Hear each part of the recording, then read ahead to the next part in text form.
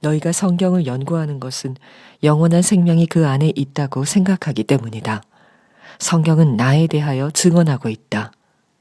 그런데 너희는 생명을 얻으러 나에게 오려고 하지 않는다. 나는 사람에게서 영광을 받지 않는다. 너희에게 하나님을 사랑하는 마음이 없는 것도 나는 알고 있다. 내가 내 아버지의 이름으로 왔는데 너희는 나를 영접하지 않는다. 그러나 다른 이가 자기 이름으로 오면 너희는 그를 영접할 것이다. 너희는 서로 영광을 주고받으면서 오직 한 분이신 하나님께서 주시는 영광은 구하지 않으니 어떻게 믿을 수 있겠느냐. 내가 너희를 아버지께 고발하리라고는 생각하지 말아라. 너희를 고발하는 이는 너희가 희망을 걸어온 모세이다.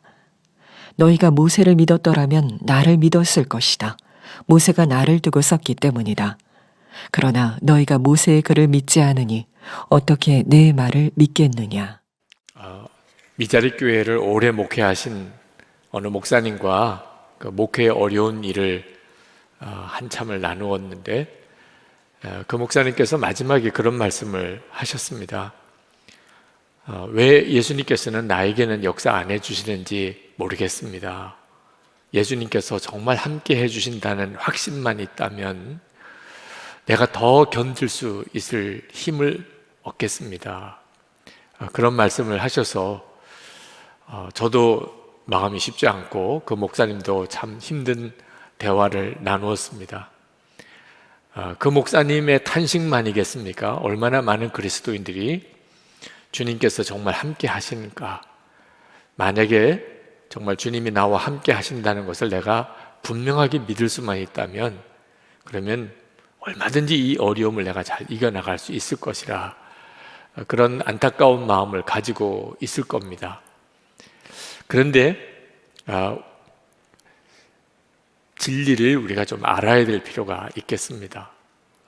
사실 우리가 답답한 것보다 예수님께서 훨씬 더 답답한 형편 속에 계십니다. 만약에 여러분이 여러분의 자녀와 함께 있는데 여러분의 자녀가 여러분을 보지도 못하고 여러분의 말을 듣지도 못해서 힘들어하고 외로워하고 그리고 탄식하고 그리고 잘못된 길로 가는 것을 여러분이 만약에 지켜봐야 한다면 얼마나 마음이 답답하겠습니까? 때때로는 참 하나님 답답하시다, 정말 살아는 계실까, 내게 역사하시나, 이런 답답함이 우리에게 있지만 우리를 보시는 주님의 답답함은 그보다 훨씬 더 크시다는 것을 여러분이 꼭 아셔야 합니다. 예수님을 볼 수가 없으니까 예수님이 우리와 함께 하시는 것에 대한 확신을 갖기가 어려워하시지만, 사실 예수님 당시 때 유대 사람들은 예수님을 실제로 보았고 예수님의 말씀을 들었고 예수님의 행하시는 일들도 다 보았는데도 예수님이 그리스도이시라고 믿지를 못했습니다. 사실 안 믿기가 어려울 만큼 증거가 분명합니다. 오늘 주님이 하신 말씀 요한복음 5장 30절부터 보면 예수님께서 세 가지 분명한 증거를 말씀하셨는데, 첫 번째는 그들이 그토록 존경하고 또 귀하게 여기는 세례 요한이 예수님이 그리스도라고 메시아라고 증언했다는 점. 두 번째는 세례 요한의 증언보다도 더 놀라운 것은 하나님 아버지가 직접 예수님이 그리스도라고 증언하셨다는 겁니다. 36절에 보면 나에게는 요한의 증언보다 더 큰 증언이 있다. 물이 포도주가 되고 38년 된 병자가 고침을 받는 이 표적들은 하나님만이 하실 수 있는 일이죠. 하나님께서 직접 예수님이 그리스도라고 그렇게 증언하고 계시다는 겁니다. 또 하나가 성경이 예수님이 그리스도라고 증언하고 있다는 겁니다. 39절에 보면 성경은 나에 대하여 증언하고 있다.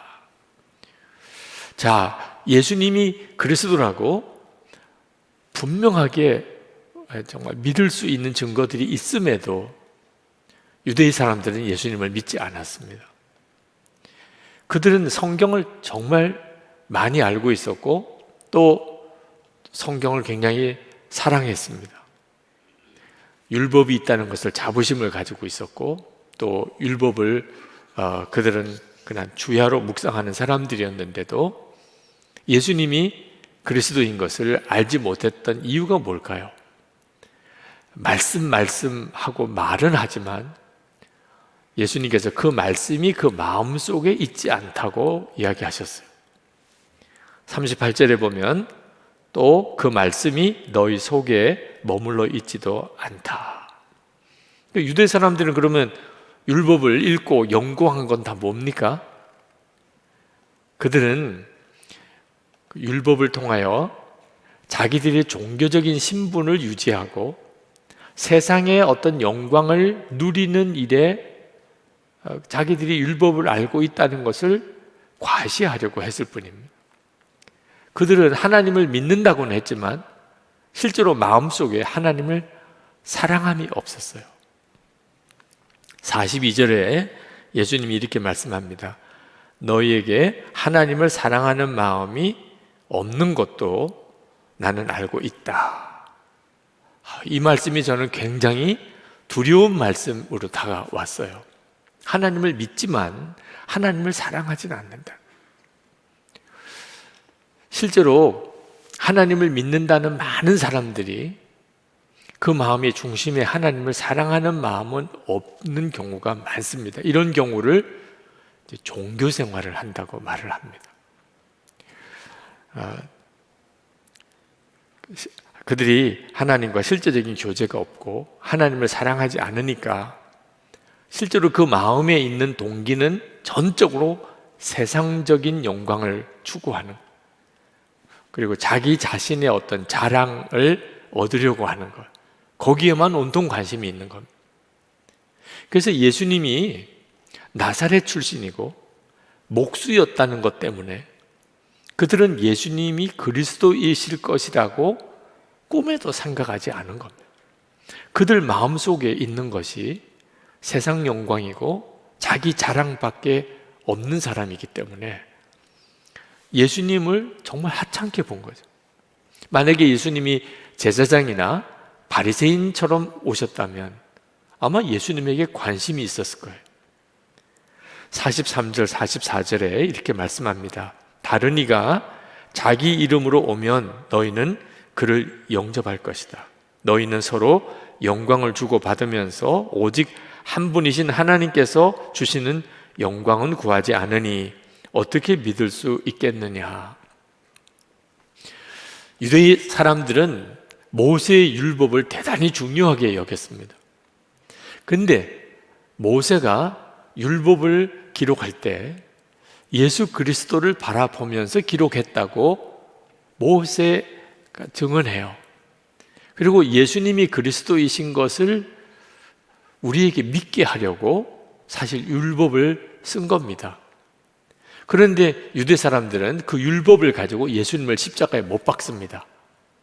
그래서 45절에서 모세가 너희를 고소할 것이라 그렇게 말씀을 한 겁니다. 하나님을 믿으면서도 실제로 말씀은 마음속에 없고 하나님을 사랑하는 마음이 없이 그렇게 하나님을 믿는다고 하였기 때문에 예수님을 눈으로 보고도 주님의 말씀을 듣고도 예수님을 믿을 수가 없었던 거예요. 이런 경우를 율법주의적인 신앙, 종교생활이라고 말하는 겁니다. 지금도 하나님께 예배하는 이들 중에 그런 성향을 가지고 있는 분들이 있습니다. 이것이 우리를 굉장히 두렵게 하는 거예요.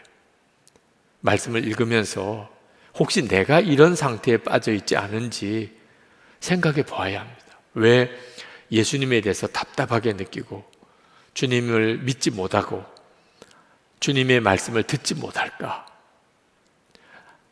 나도 유대 사람들처럼 그저 종교를 가지고 있는 정도에 머물러 있기 때문은 아닐까? 그 점을 돌아봐야 합니다. 지금 우리는 유대 사람들보다 예수님을 더 잘 믿을 수 있는 시대에 살고 있어요. 그들은 예수님을 보았고 우리는 예수님을 보지 못하지만 오히려 예수님을 믿기에는 지금이 더 좋아요. 우리는 이미 완성된 성경을 가지고 있습니다. 이 성경이 예수님을 증거하고 있어요. 그래서 설교를 듣지 않아도 그냥 성경만 읽었는데도 예수님을 믿게 된 역사가 수도 없이 많습니다. 또 하나 2000년 우리 교회의 역사가 예수님이 그리스도이신 것을 분명하게 증거해 주고 있어요. 예수님이 그리스도가 아니라면 지난 2000년 교회의 역사를 설명할 방법이 없어요. 세 번째는 우리들 안에는 성령이 오셔서 그분이 예수님이 그리스도라고 증거해 주고 있어요. 이건 예수님 당시 유대 사람들은 전혀 누리지 못했던 은혜입니다. 우리는 정말 예수님을 믿기에 예수님 당시 때 사람들보다 더 좋은 때에 살고 있는 거예요. 그런데도 여전히 예수님이 정말 함께 계실까? 예수님은 나를 아실까? 주님은 내게도 말씀하시나? 그 사실이 믿어지지 않아서 방황하는 성도들이 참 많습니다. 예수님이 마음에 계시다고 고백은 해요. 예수님이 어디 계시냐고 물으면 마음에 계시다고들 합니다. 그런데 실제로는 전혀 주님을 의식하지 않고 살아요. 말을 할 때도 할 말, 안 할 말, 주님이 진짜 마음에 계시다면 어떻게 저런 말을 할 수 있을까 싶은 그런 말들을 막 하고 삽니다.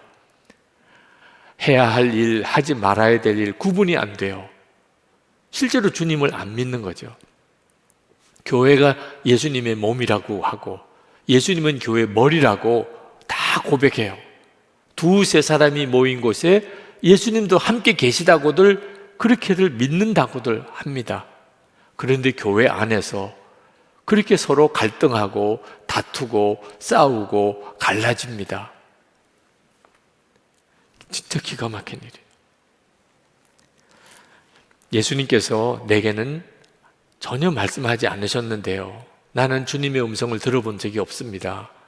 그런 분들이 있으신데 절대 그렇지 않습니다. 주님은 우리 모두에게 큰 소리로 말씀하고 계세요. 주님이 큰 소리로 말씀하신다면 어떻게 내가 못 들을 수 있겠습니까? 여러분, 어제 하루를 한번 생각해 보세요. 어제 여러분이 많은 말을 들었을 겁니다. 사람들의 말도 듣고 뉴스도 듣고 무슨 영상도 보면서 들었을 거예요. 근데 다 기억나나요? 여러분이 마음을 열고 들은 것 외에는 듣기는 분명히 들었는데 하나도 못 들은 것 같아요. 생각이 나지도 않으니까. 주님이 나에게 분명하게 큰 소리로 말씀하시는데 나는 왜 못 들은 것 같을까? 자, 여러분에게 한번 질문해 보겠습니다. 주님의 말씀이 여러분의 마음속에 있는가? 유대 사람에게는 없었다고 그랬어요. 원수를 용서하고 사랑하라. 그 말씀이 여러분 안에 있습니까? 범사에 감사하고 쉬지 말고 기도하고 항상 기뻐하라는 말씀은 있습니까? 자기를 부인하고 자기 십자가를 지고 나를 따르라. 그 말씀은 있습니까? 너희는 가서 모든 민족을 제자로 삼아 아버지와 아들과 성령의 이름으로 세례를 베풀고 내가 너에게 분부한 모든 것을 가르쳐 지키게 하라. 그 말씀은 있습니까? 들은 적은 있으시잖아요. 분명히 들은 적은 있어요. 그러니까 주님의 음성을 들은 겁니다. 그런데 마음에 있나? 내 마음속에 있나? 그 말은 이 말씀이 꼭 필요한 순간에 생각나느냐 하는 거예요. 주님의 말씀이 꼭 필요한 때 여러분에게 생각이 나면 말씀이 마음속에 있는 거죠. 원수를 사랑하라. 진짜 원수 같은 사람을 만났을 때 그 말씀이 살아있으면 그 생각이 나는 거죠. 아무 생각이 안 나면 말씀은 들었으나 마음에는 없는 거예요.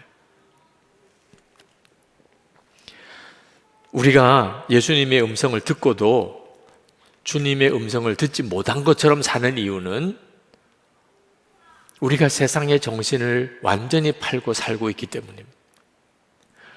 그런지 안 그런지는 스스로 점검해 보면 압니다. 여러분, 지난 한 주간 아침에 눈을 뜰 때부터 저녁에 잘 때까지 예수님을 얼만큼 생각하셨나요? 몇 번이나 주님 생각이 났나요? 여러분의 하루를 한번 그냥 생각해 보세요. 아침에 눈을 뜰 때부터 밤에 잘 때까지 도대체 예수님은 몇 번이나 생각이 나시나요? 마음에 계시다면서요. 여러분 안에 계시다면서요. 여러분 마스크는 왜 쓰고 계세요? 여러분 손은 왜 그렇게 자주 씻으세요? 바이러스에 감염되지 않으려고. 그러니까 그렇게 신경 쓰잖아요.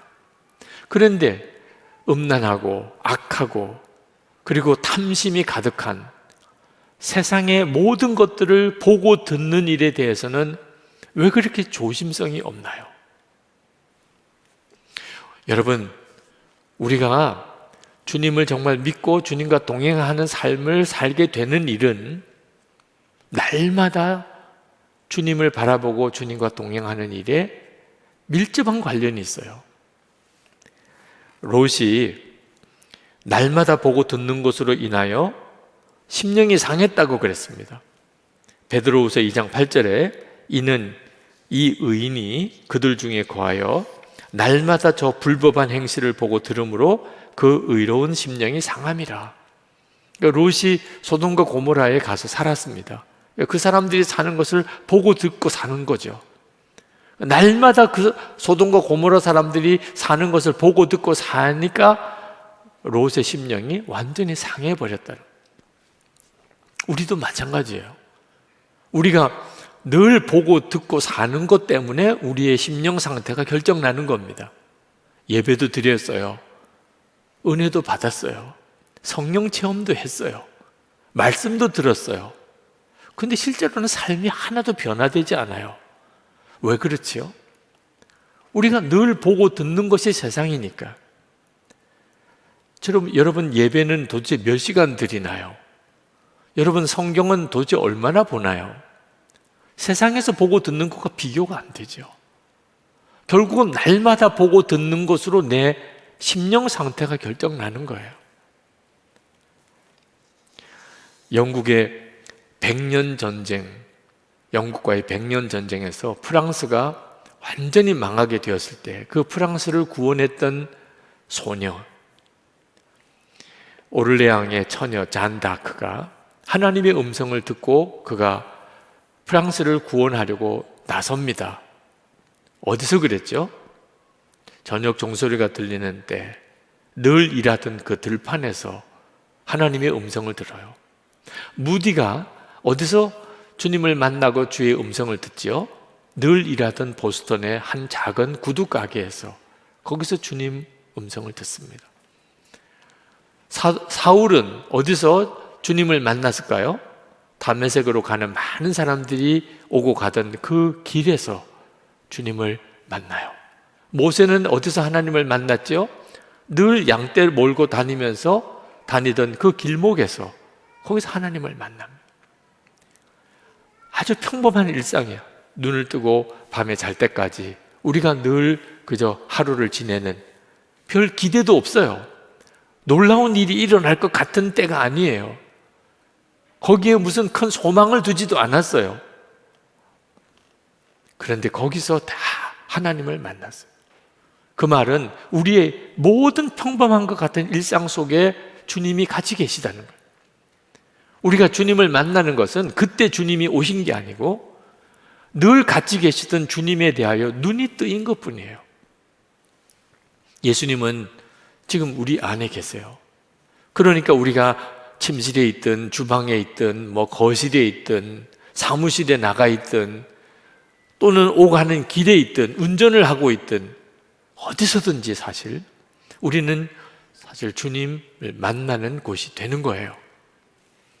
약속하셨어요. 마태복음 28장 20절에 내가 세상 끝날까지 너희와 항상 함께 있으리라. 이것이 우리에게 준 약속이고 지금 그 약속이 우리 가운데 온전히 이루어졌어요.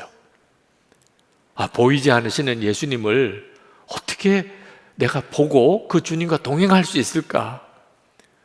조건은 오직 하나예요.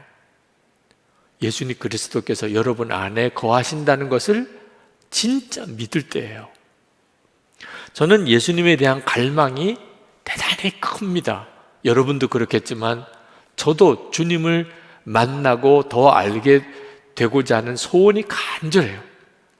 늘 기도할 때마다 주님 더 알기 원합니다. 주님 더 만나기 원합니다. 심지어는 이렇게 길을 혼자 걸어갈 때도 마음속에서는 그 기도가 계속 나와요. 그런데 한 번은 주님께서 제 마음속에 그런 생각으로 응답을 주시더라고요. 너는 그 은혜를 감당할 수 있겠느냐? 주님께서 주시는 말씀이 이게 무슨 의미일까 하는 생각을 해보았습니다. 유대 사람들이 예수님이 그리스도라는 증거가 그렇게 많은데도 그들은 끊임없이 예수님에게 표적을 구합니다. 예수님이 하나님이 보내신 메시아인 줄 우리가 어떻게 믿으라는 겁니까? 그렇게 표적을 많이 주셨는데도, 말씀을 주셨는데도 그들은 끊임없이 표적을 구해요. 우리 주님이 그것 때문에 너무너무 답답해 하셨는데, 내가 꼭 그와 같은 처지에 지금 있구나. 그 생각이 들은 거예요. 이미 예수님이 제 안에 거하시는 것을 분명히 알고도 그걸 제가 이렇게 설교하고 늘 가르치면서도 주님, 제가 주님을 더 알기 원합니다. 주님을 그렇게 더 알기 원하는 것이 저에게 다 유익할까요? 그렇다면 주님이 늘 보여주셨겠죠.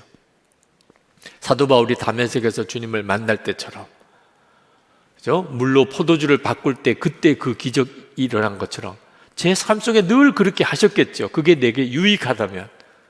그런데 실제로 그런 많은 은혜의 체험, 놀라운 체험들을 한 것 때문에 미혹을 받은 사람도 많아요.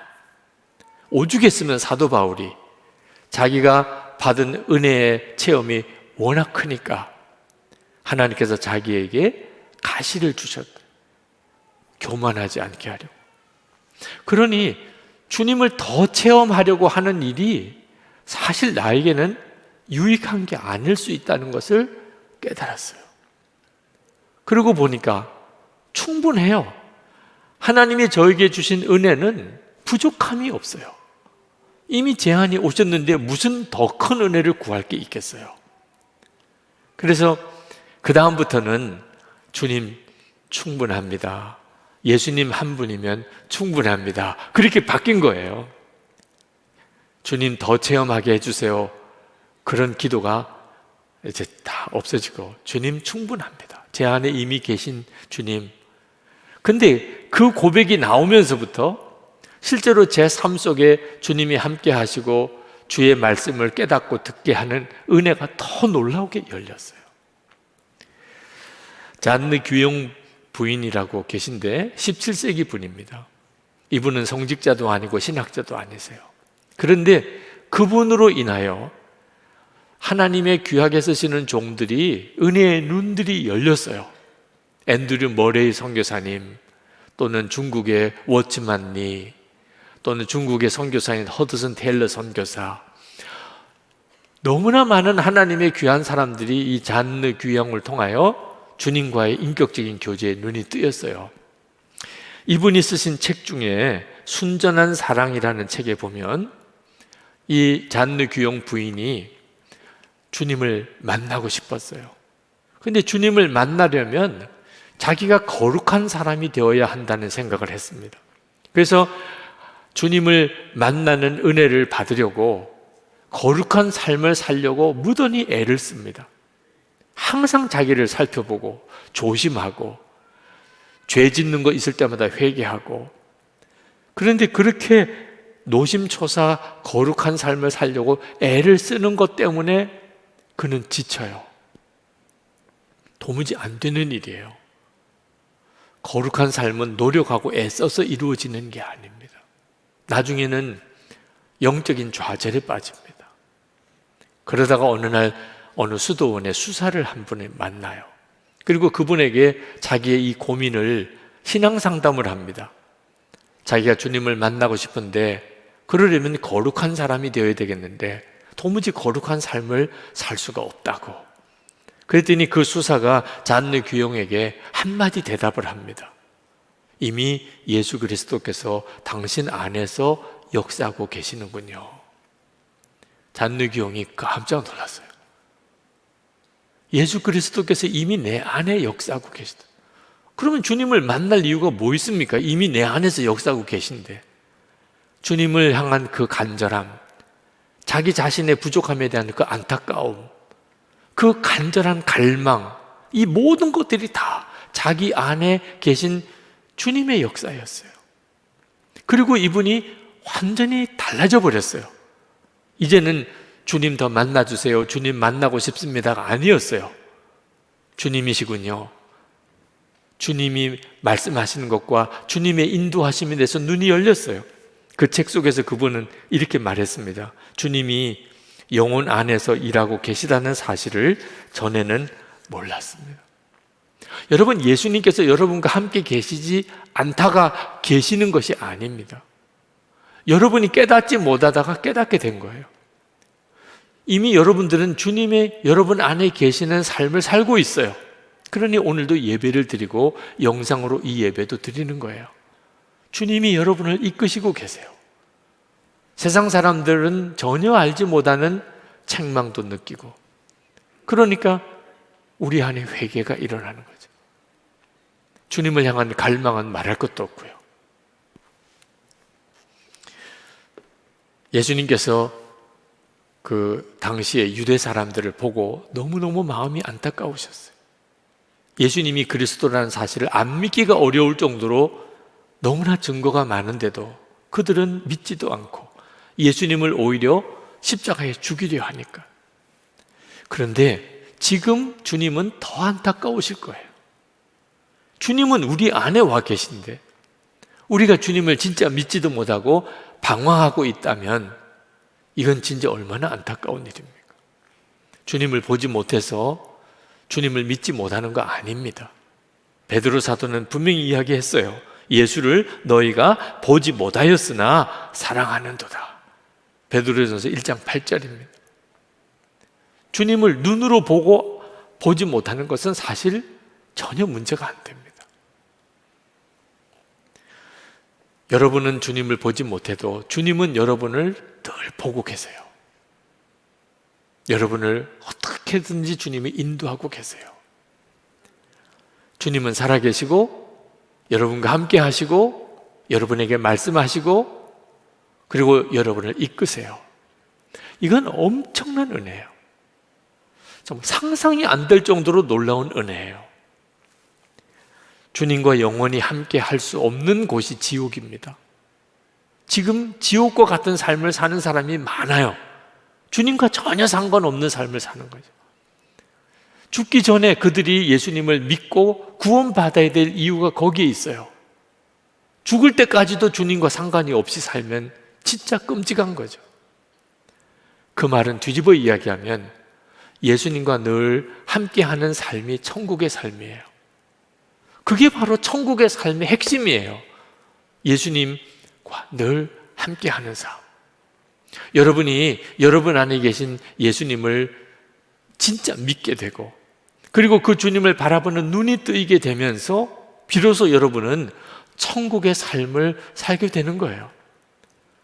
이것보다 놀라운 은혜는 없어요. 우리에게 은혜가 더 필요한 게 아닙니다. 이미 우리는 우리가 받을 가장 놀랍고도 충만한 은혜를 다 받고 있습니다. 여러분 중에는 예수님께서 여러분의 마음이 계시다는 게 믿어지는 분이 있으실 거예요.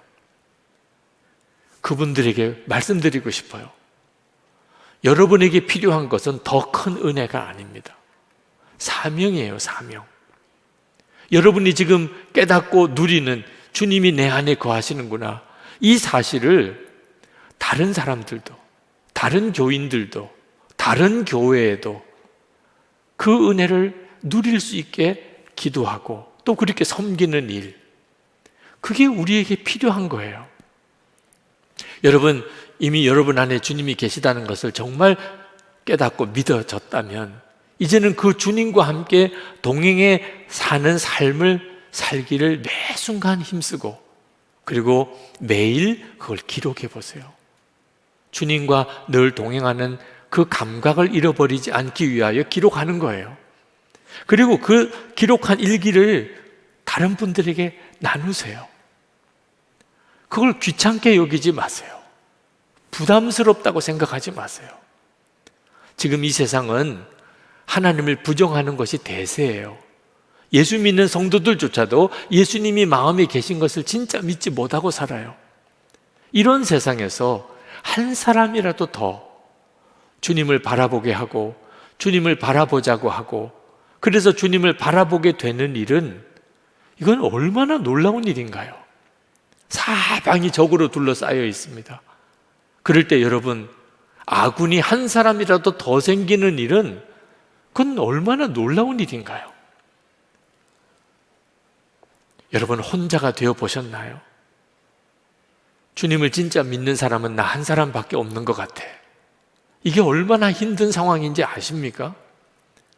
한 사람이라도 더 주님을 바라보고 주님과 동행하는 사람이 되도록 하는 일이 그게 바로 예수 동행 운동이고 영적 대각성을 위하여 기도하는 거예요. 은혜는 받기만 하면 다 메말라 버립니다. 사명을 깨닫고 하나님이 주신 은혜를 나누려고 하면 그 은혜는 엄청난 풍성함이 돼요. 여러분들 스스로가 살아요. 마태복음 6장 33절 말씀해 보면 너희는 먼저 그의 나라와 그의 의를 구하라. 그리하면 이 모든 것을 너에게 더하시리라. 오늘 저는 여러분에게 어떤 결단의 기도를 꼭 드려야 되겠다 그런 마음이 든 것이 있습니다. 여러분 중에 지금 예수님이 내 마음에 거하시는구나, 계시구나, 이게 믿어진 사람들에게 부탁드리고 싶은 거예요. 지금 나만 그런 믿음을 가지고 끝날 문제가 아닙니다. 예수를 믿는 성도들이라면 누구나 다 주님이 함께 계신 것을 진짜 믿어지고 그 주님을 바라보는 삶을 살아야 돼요. 우리 교회만 주님과 동행하는 것으로 만족하면 안 돼요. 우리나라의 모든 교회가 다 주님을 바라보는 눈이 뜨여야 합니다. 하나님, 저를 쓰세요. 저를 증인으로 삼으세요. 우리 가족, 우리 친척들, 우리 교회, 우리 한국, 우리 나라에 영적 대각성이 일어나는 일에 하나님 저를 쓰십시오. 저를 증인 삼으세요. 저를 통해서 역사하세요. 주님이 함께 계신 것을 저를 통해 드러내세요. 그렇게 여러분 자신을 정말 주님께 드리고자 하는 결단이 있으신 분들, 그분들은 좀 일어나서 기도해 주세요. 주님, 저를 사용해 주세요. 주님, 제 안에는 주님이 계신 걸 제가 압니다. 그런데 이건 저만 가지고 누릴 은혜가 아니라고 믿습니다.